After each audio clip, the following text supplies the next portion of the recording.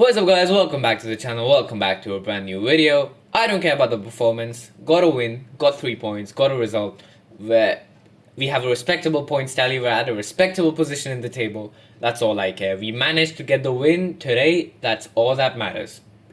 Given the circumstances, given the way we were playing, given the scenario, the 3 points is golden. This is worth a lot more than 3 points this game.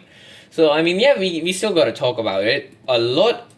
There's a lot to talk about this game. A lot of things happen, so that's what we're going to be doing today, guys. Drop a like if you end up enjoying, and subscribe to the channel if you're new around here. Now, starting with the lineups. As we all expected, as we all knew, Disasi had to play right back because Gusto is injured, and of course, when Gusto is injured, we don't have a second right back because Gusto is the second right back because our first right back, Reece James, is also injured. Reece James is really on his last chance. If he comes back and he gets if he gets injured this season again for long term, I think it's over. There's no point of him, being the best right back in the world if he's not even gonna play. It is what it is.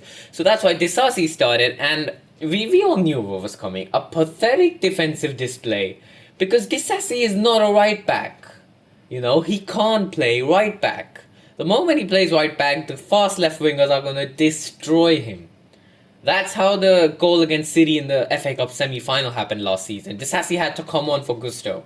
I think Gusto was injured or tired or something at right back, and whoever it was on the wing destroyed him. Disasi cannot play right back. I don't get why no coach understands this. They can see it. I hope Enzo Maresca is at least gonna see it. It's happened in front of me. I'm not gonna make this mistake again. Because the moment Tosin came on, Tosin had a questionable game in the Conference League, in the qualifiers, but today he was much better. He did decent, as I've heard. What else? Cucurella was really good. He was involved a lot in the attack. Those 2 runs when Sancho sent him through, he cut it back in, but no one taps it in, man. That's the problem. Even those chances Jackson got, I can't blame him for not scoring those. It's very possible and normal to just get it saved from there. But that's the thing with an Osimhen or a Gyökeres, those things go in. Look at Haaland. That first goal he scored yesterday against, Brentford. Jackson would not score from there. And I'm not comparing Jackson, I'm not telling him to be as good as Haaland, but that's just what an elite striker is. He scores from that kind of situation.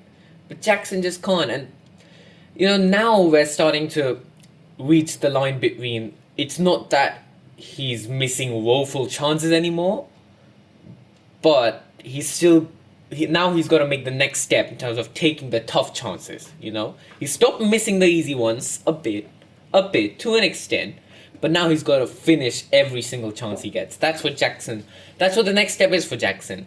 Talk about the midfield. Enzo and Dewsbury Hall, both of them are sick apparently. I have no idea how both of them ended up being sick, because that landed us in a midfield dilemma. Renato Veiga had to play left back. Not left back, sorry, midfield. Left back would have been perfect. Veiga at left back, Cucurella right back. But because of the midfield crisis, Veiga had to play midfield. I'm assuming that's why Enzo decided to play Disasi at right back. Because Enzo Fernandez was injured, sick, Dewsbury Hall sick, Lavia's still injured, but Lavia's close. He's posting stories of him watching the TV, celebrating Nkunku's goal. You gotta be playing, man. You have to be there. You're not meant to watch on the TV and post stories. That's not what we bought you for.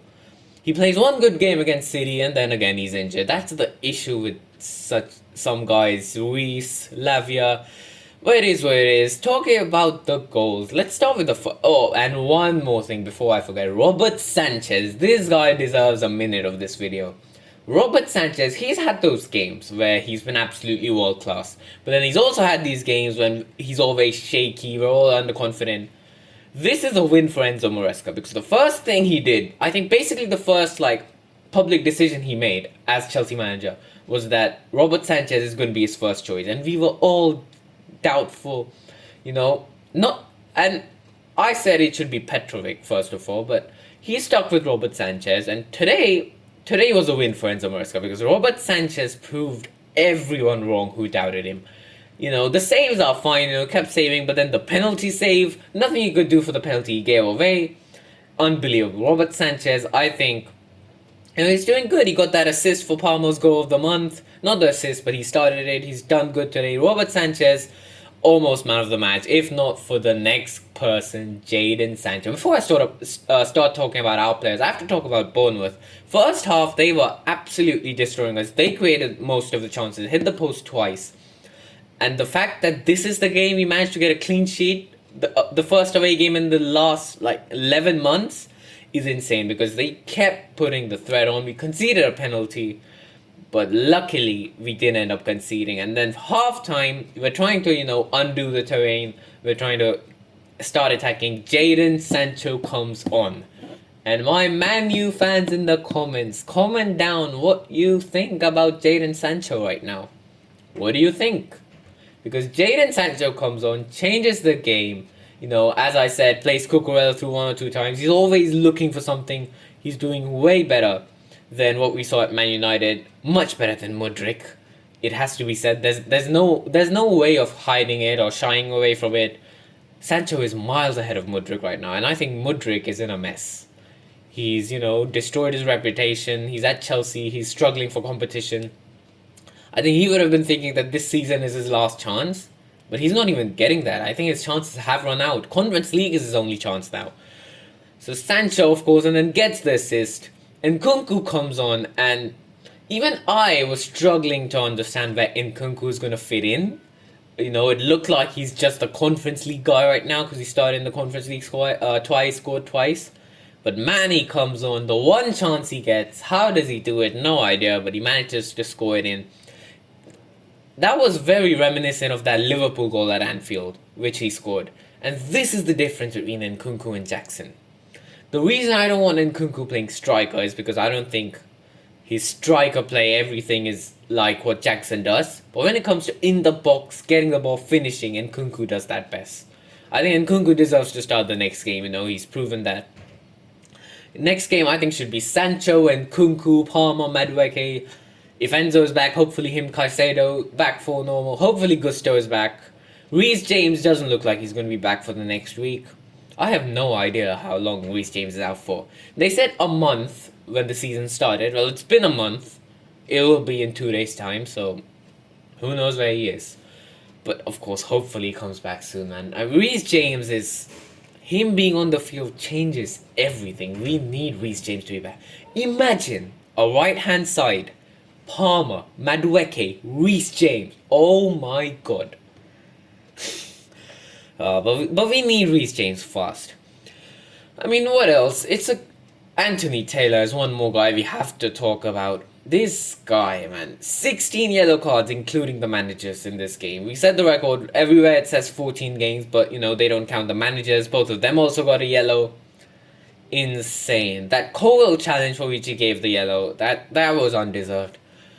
I mean, I don't get why something is seriously not being done about Anthony Taylor. We have a very compelling argument of multiple seasons of track record of him constantly having controversial decisions against us. It's not happened once, twice. It happens once or twice every season for the last 7-8 years. I still remember that 2017 FA Cup final when Alexis Sanchez, linesman puts it offside. This is before VAR and everything. When offside used to be just simple. Linesman puts the flag up, you're offside. Linesman put his flag up and he went to talk to the linesman.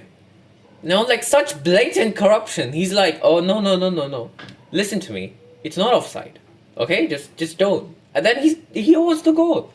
I think that's the only time I've ever seen a linesman, excluding VAR, the linesman put a flag up and the referee being like, no, it's not offside. So something has to be done about this Anthony Taylor. But crazy thing is, international break, back from an international break, we won clean sheet away against Anthony Taylor. Everyone was putting out those stats that, Chelsea haven't won the game after the international break since December 2022. Do you guys even remember who that game was against? It was against Bournemouth, so meaningless stat, to be honest. Meaningless stat.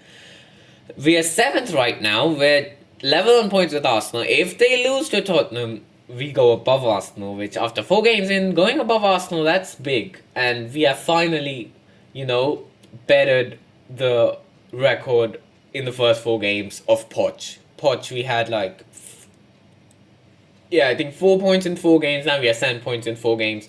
Pochettino, we had 5 points in 6 games at one point. So, we're definitely looking better. Hopefully, we have improved. Liverpool have flipped up. I'm not saying we're at that level yet, but it's good to start looking at the competition. We're around Arsenal. Liverpool have slipped up.